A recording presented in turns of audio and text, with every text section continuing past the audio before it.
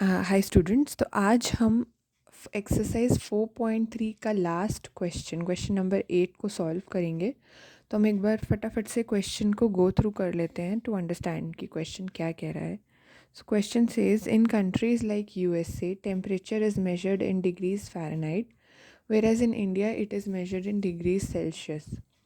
So linear equation that represents the conversion from degree Fahrenheit to degree Celsius is this: F equal to 9/5 into C plus 32। तो ये equation है। अभी इससे related हमको कुछ questions यहाँ पे दिए गए हैं, ठीक है। तो हम देखते हैं कि हमारे जो क्वेश्चंस हैं वो क्या क्या है। One by one let's solve. तो first part of the question says to draw the graph. Okay, तो हम इसका ग्राफ ड्रॉ करते हैं। तो अगर हम इसमें ग्राफ ड्रॉ करेंगे so this also becomes a little easy.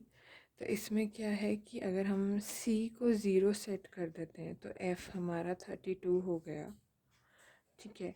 और अगर हम f को 32, या चलिए अगर हम f को 0 सेट कर देते हैं तो हमारा c क्या होगा, -32 इंटू 5/9, ओके, विच इज़ -160/9, ठीक है। तो हमारे 2 पॉइंट्स हो गए 0, 32, है ना। हम मान सकते हैं कि हमारा जो c है वो अगर x है तो हमारा f है y।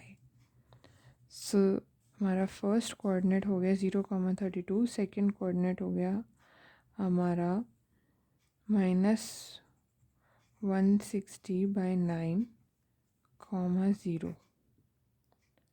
तो बस अब हमारे पास कोऑर्डिनेट्स आ गए हैं, तो इसको हम क्विकली प्लॉट कर लेते हैं।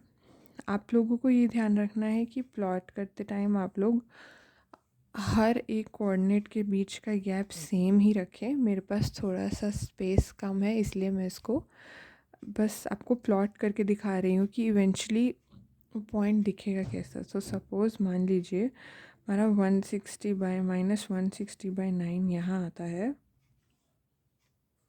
हमारा 32 यहाँ कहीं आगे जाके आ रहा है, करेक्ट। तो अब हमको क्या करना है, बस इसको प्लॉट करना है। ये 0, 32 है which is x, y, that means पहला कोऑर्डिनेट है ये वाला और हमारा दूसरा कोऑर्डिनेट है ये वाला। बस को दो पॉइंट्स को कनेक्ट किया तो हमें हमारी लाइन मिल गई, that makes the graph. So that means this line is equal to f is equal to 9/5 into C plus 32।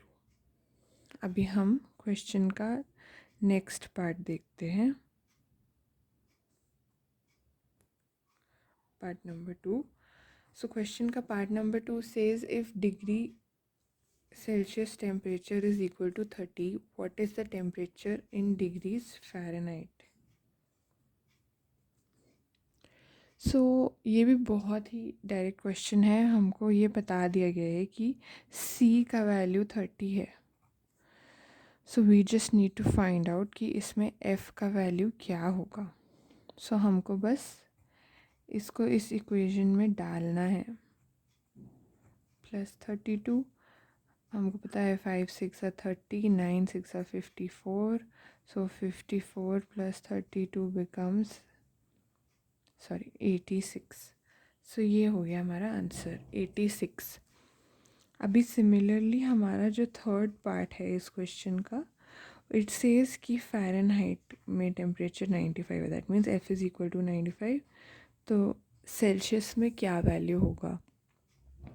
So this is also very direct question. तो हमको पहले तो इस इक्वेशन को इस फॉर्मेट में सेट करना होगा कि अगर हमें c का वैल्यू निकालना है तो उस केस में इक्वेशन क्या बनेगी। तो अगर हमें c का वैल्यू निकालना है, सो that means f -32 into 5/9, because हम क्या करेंगे, 32 को इस साइड ले आए, f -32 हो गया और ये 9/5 है इस साइड में, तो ऑपोजिट साइड में जाएगा तो ऑपोजिट हो जाएगा, मतलब स्वॉप हो जाएगा, दैट मीन्स इट बिकम्स 5/9। सो हमारा ये इक्वेशन बन गया। Now we just have to put the value and calculate, and it will give us the answer. 95 minus 32 becomes 63. 63 into 5 by 9, 9 7 to 63, and हमारा आंसर क्या हो गया? 7 into 5 35. सो ये हो गया हमारा answer for part number third of this question. अभी इसी क्वेश्चन के 2 पार्ट्स और बचे हैं. सो जो कहते हैं कि अगर temperature is 0 degrees, what is the temperature in degrees Fahrenheit, and if the temperature is 0 degree Fahrenheit, what is the temperature in degrees Celsius? So this is also kind of बहुत direct question है. हमको बोला गया है कि अगर C का value 0 है तो F का वैल्यू निकालना है, और अगर F का वैल्यू 0 है तो C का वैल्यू निकालना है. सो मैं एक क्वेश्चन यहाँ पे फटाफट सॉल्व कर देती हूँ. सो हम C को 0 सेट करेंगे. सो दैट मीन्स C बन गया 0, this becomes 0, so directly F becomes 32. And F अगर 0 है सो देन उस केस में बस इस इक्वेशन में जो हमने लास्ट पार्ट नंबर 3 के लिए इवैल्यूएट की थी उसी में हम F का वैल्यू 0 सेट कर देंगे. तो 0 माइनस 32